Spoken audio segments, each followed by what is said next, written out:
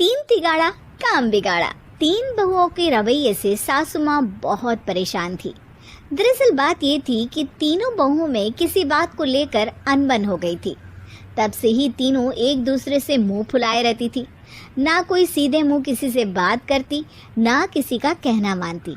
पड़ोसी भी इस बात को जानते थे और जाने कैसे कैसे बातें भी करते। इसीलिए सासू माँ ने तीनों बहुओं को तुरंत अपने कमरे में बुलाया। मैं कई दिनों से देख रही हूँ, तुम तीनों अलग अलग सारे काम कर रही हो। ये सब नहीं चलेगा, तीनों को मिलकर ही काम करना पड़ेगा। सास की बात सुनकर एकदम से बड़ी बहू बोल उठती है। नहीं मम्मी जी, मैं इन दोनों के साथ कुछ नहीं कर सकती। मैं इस घर की बड़ी बहू हूँ, फिर भी ये मेरा कहना बिल्कुल भी नहीं मानती। अरे जेठानी जी, जानबूझकर मुझे डबल काम करवाती है आप, और छोटी मुझसे टेढ़े मुंह ही बात करती है।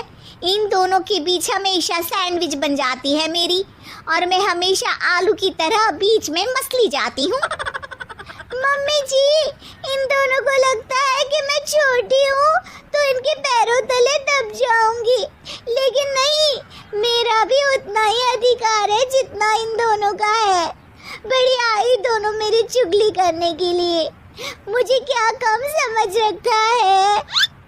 तीनों बहू एक दूसरे से बहस करने लगती है और सास दोबारा ये देखकर टेंशन में आ जाती है और सबसे कहती है, चुप हो जाओ, अब से तुम तीनों सारे काम एक साथ करोगी, आंख बंद करके एक दूसरे की बात सुनोगी। तुम तीनों इस बात को गांठ बांध लो, वरना अगली छुट्टियों में तुम्हारा अपना मायके जाना कैंसिल। सास की बातें सुनकर डर के मारे तीनों हामी भर देती हैं। जी मम्मी जी, मैं समझ गई। हाँ मम्मी जी, जैसा आप कहें, आप जो कहेंगे मैं वही करूंगी। तीनों बहू सास की बात को गांठ बांध लेती है और वादा करती है कि अब से सारे काम वो तीनों एक साथ मिलकर ही करेंगी। ये सब देखकर सास खुश हो जाती है और वहाँ से चली जाती है।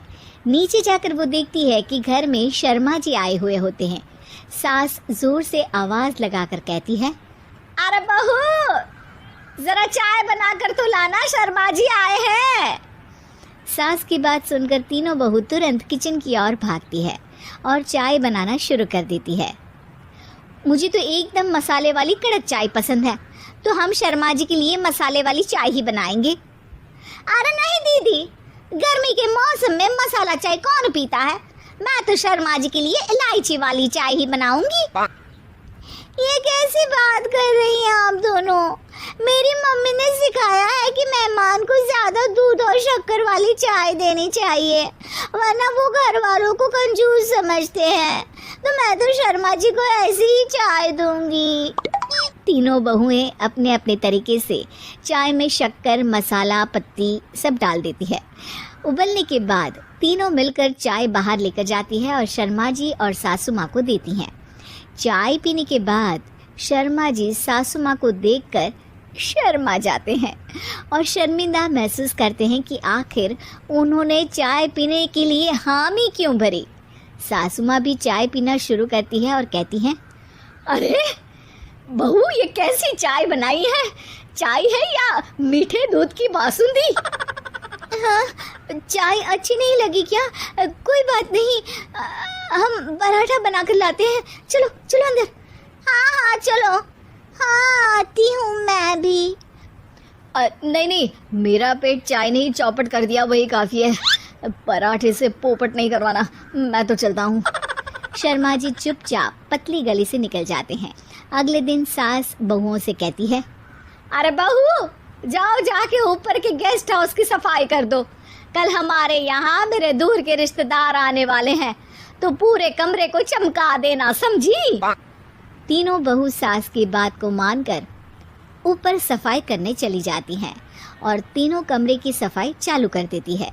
बड़ी बहू मकड़ी के जाले साफ करती है, तो बीच वाली झाड़ू लगाना और छोटी वाली सर्फ डालकर जमीन धोना शुरू कर देती है। अरे दीदी, जेठानी जी, अभी मैंने पूरी फर्श धोई और आप फिर से धूल नीचे गिरा रही हैं। और मछली जेठानी जी, आप बिना झाड़ू की धूल यहाँ छटक रही हैं। अरे तीनों को साफ करना है, एक साथ सफाई करते हैं ना। अरे वही तो, हम साथ साथ हैं, घर साफ साफ है। तीनों बहू ऐसे ही काम में उलझ जाती है और 2 घंटे तक एक ही कमरे की सफाई करती रहती है। बहुत देर से अपनी बहुओं को ना देखने के कारण सास ऊपर कमरे में उन्हें देखने जाती है, लेकिन कमरे में घुसती ही वो गीली फर्श पर फिसलने के कारण नीचे गिर जाती है। ओरी मोरी मैया, हड्डी मरोड़ के रख दी। आए मेरी तो कमर ही टूट गई रे। तीनों बहुएं सास को उठाती हैं और बिस्तर पर सुला देती है। अरे मेरे हाथ पैर दर्द कर रहे हैं, दबा दो आराम मिलेगा। हाँ जी माँ जी। अरे जी माँ जी, जी माँ जी। और तीनों बहुएं एक साथ सास के हाथ को दबाना शुरू कर देती हैं।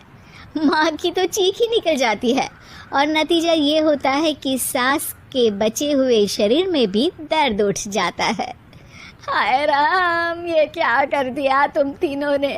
अरे मेरी तो किस्मत ही फूटी है कि तुम जैसी बहुएं मुझे मिली। हे भगवान, पूरे शरीर में दर्द बढ़ गया है। अब तो पता नहीं कि चल भी पाऊंगी या नहीं।